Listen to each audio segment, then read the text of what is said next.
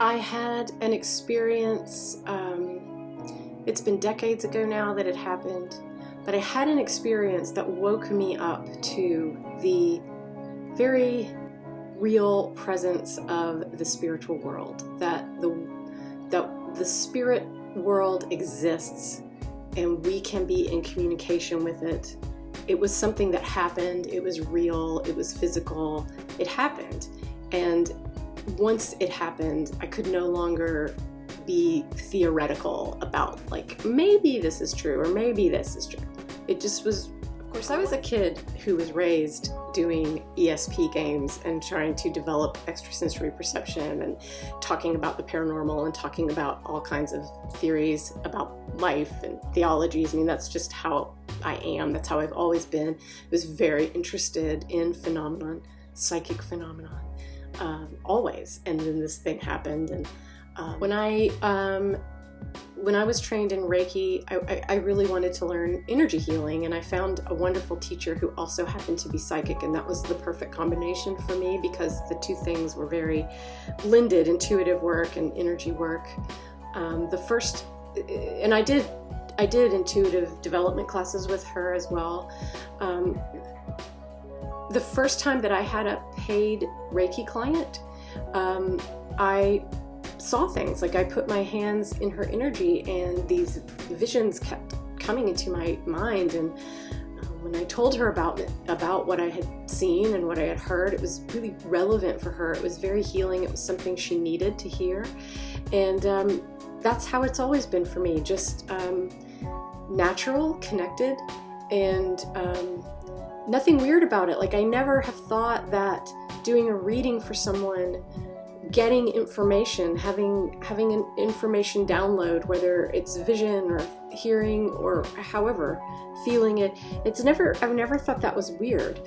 I've just, for most of my life, I guess all of my life, just really understood that we exist in these different worlds. There's the physical reality, but then there's also our emotional reality, and there's our spiritual reality. There is the seen and the unseen in these worlds. We're interacting in these worlds all the time, and I've never thought it was strange, weird, or scary.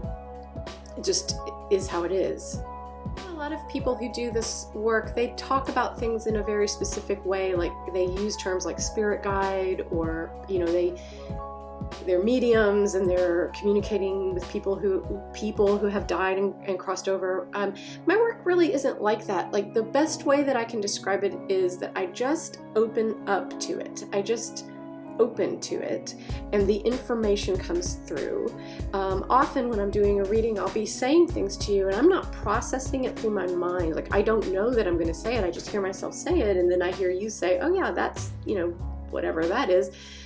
It's a conversation with the unseen, and it's loving, it's safe, it's really beautiful, it's exciting. A lot of times skeptics will say, if that person's a psychic, how come they're not winning the lottery? And it's like, that's not what it is. That's not how this works. Like, I can't make predictions about your life because the future isn't set yet. You're making decisions. Everybody else is making decisions. There's free will. Are there some things about our lives that we're contracted? Yeah, I think so. Some things are probably fated. A lot of things are not. A reading is not about predicting the future. It's not fortune telling. Although, I'm not opposed to going to a good fortune teller, but that's not what this is. It's really opening up into this conversation of spirit, of being our full selves, not just the physical, our emotional, our spiritual, our energetic, walking through all of those worlds at the same time. You should leave a reading feeling seen and heard and loved. You should leave a reading knowing that you are not alone.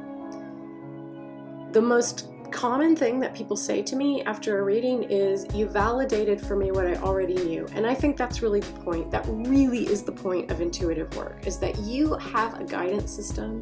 You have your own intuition. God is in your heart, moving through you, speaking. And sometimes you just need to have the conversation with another person and have the other person say, here's what I'm seeing and feeling and hearing, so that you are like, oh yeah, that's what I'm seeing and feeling and hearing too. I'm on the right path. I'm on the right track. I'm not alone. Every reading is different. Every reading is different because every person is different, and you're going to bring your questions and your energy, and I'm going to bring my energy, and we're going to open it up and see what happens. And it's beautiful. I don't see how that's not compatible with any, you know, religion or spiritual path or belief system that you have. It's a part of us, and it's a part of us that's been shut down. It's a part you've not been taught. It's not been shown to you. This whole part of you that exists, that's real, you've only been taught and shown about the physical part of you. And doing intuitive work allows us to expand and open up into all that we are. You've often heard me say that all of my work, whether it's painting, writing, teaching, doing intuitive readings, doing Reiki healing, like all of it is about helping you remember who you are. And that really is the heart of it. You're so luminous, you're so beautiful, you're so powerful, you're amazing. That's what this work is.